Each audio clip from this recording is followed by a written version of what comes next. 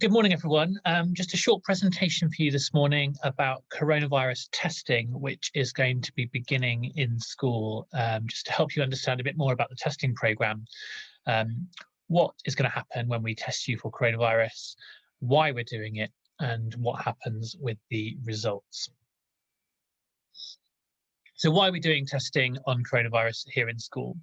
Well, we're firstly looking to identify any asymptomatic cases of COVID-19. What that means is that it's possible that some people are carrying the coronavirus, the COVID-19 virus, without having any symptoms whatsoever. So they might not even know that they have the virus. And obviously that's then a risk that they might pass that on to somebody else without ever realizing that there's a problem. So it's important that we can, if possible, identify who those people might be who are carrying the virus without knowing it, so that we can break up a transmission chain. And that means we can stop them from passing that virus on to anybody else without realizing it. Because, of course, if they pass it on to somebody else, that person may then develop symptoms, or they may pass it on to somebody who is more vulnerable, maybe an elderly relative or someone in the home who might suffer and potentially, obviously, could lose their life as a result. So all of this is aiming to keep our school as safe as we possibly can. So the programme is that students who are in school, that's the students in frontline, you will receive 2 coronavirus tests, and they will be between 3 and 5 days apart. And that's just to check that you are all clear and there's no sign of the virus. The reason that we have to do a second test is that sometimes you can have the virus and it may not register on a test as it kind of develops. And then the second test is just to confirm that there is no infection there. And all staff who are working in school will be tested for coronavirus once a week. And that's just to check that there is nothing wrong there. So how to do your test. This slide runs through how you do the test and what is going on, and how it's going to work. So we will come and collect you from your classroom and take you over to the Academy Hall, where you will be doing the test. There'll be Academy staff there who will supervise you through the test and make sure that everything goes smoothly. You must wear a mask when you're coming into the testing centre, and that's to protect the people who are working there to help you with the test. First thing to do is blow your nose on a tissue that will be provided for you and put that safely into a lidded bin, and then wash or sanitize your hands to make sure that everything is clean and there's no transmission of anything on your hands onto the test. You will then be given a swab, which looks like a long cotton bud in a sterile container, and you take that swab out of the container by the hard kind of stick end. Please be very careful not to touch the kind of soft cotton bud end of it, so that you don't get anything on that might interfere with the test. So the first bit of the test is that you open your mouth as wide as you can, and there's a mirror there so you can look right to the back of your throat, and you need to put the cotton bud right into the back of your throat, looking for the tonsils, the kind of 2 lumps at the back of your throat, and you rub the swab firmly 4 times on each side of your throat. So 4 times on one side, 1, 2, 3, and 4. Over to the other side of your throat, 1, 2, 3, and 4. And then take the swab out of your mouth really carefully without touching your teeth, your tongue, or your gums. Now, it's entirely possible while you're doing that, because you're kind of rubbing a cotton bud against the back of your throat, right to the very back of your throat. It's very common that you could cough, kind of coughing noise, that you might gag a little bit, and that's very normal, very common when you're doing these tests. And it's in fact a good sign that you're probably swabbing the right bit of your throat if you get that reaction. So please don't worry about that.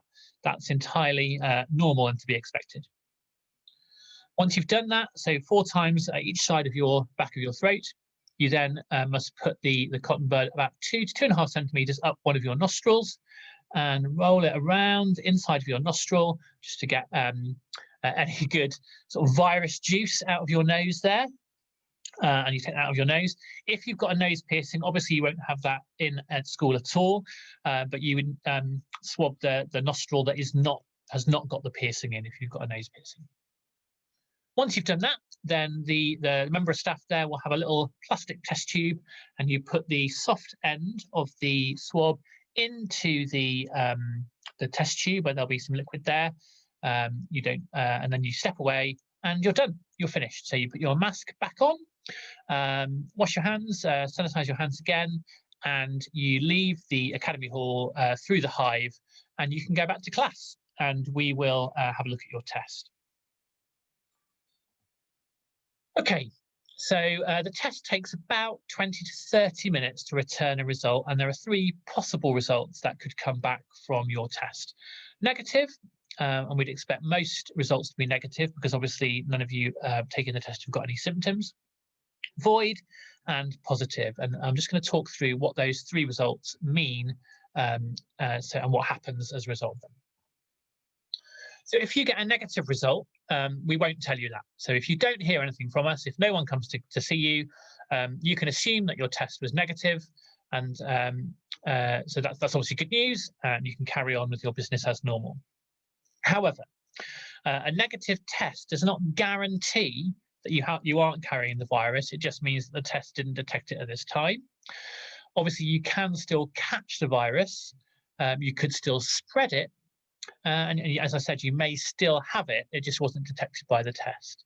So even if your result's negative, it is super important that you continue to follow all the precautions: hand sanitizing, keeping your hands clean, wearing your face covering when you're outside the classroom and indoor corridors and so on, and social spaces. And wherever you can, maintaining a social distance from everyone around you. And it also means that the stay-at-home order applies except when you are attending school. Sometimes the test doesn't work and is a void result. So that might be that your swab, when you were swabbing the back of your throat or your nose, didn't pick up enough virus juice, enough material from the back of your throat or your nose to make the test work. So, or potentially there may be a problem with the test itself. It might be that the test itself was faulty and didn't work. If we get a void result, we have to call you back to do another test. We must get a result of either positive or negative. So if you get a void result, you will have to come back to do another test.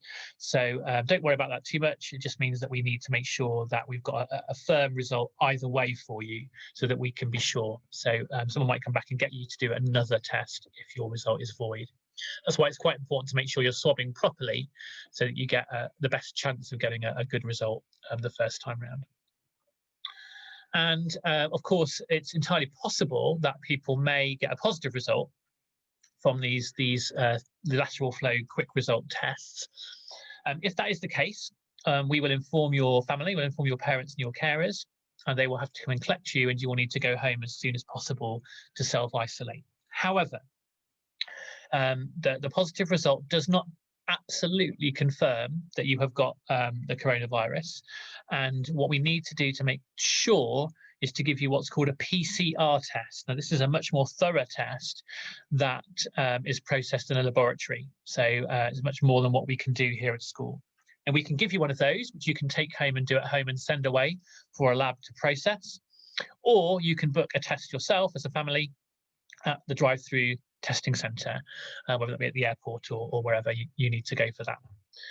And it's only when you get the test result from the PCR test that will give you the final answer as to whether or not that positive test is accurate.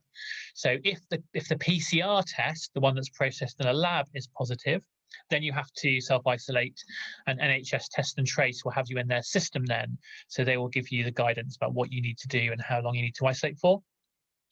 If that PCR test is negative, then it means that you're all clear and you can come back as normal, and that the test that you took in school was a false positive, which can happen.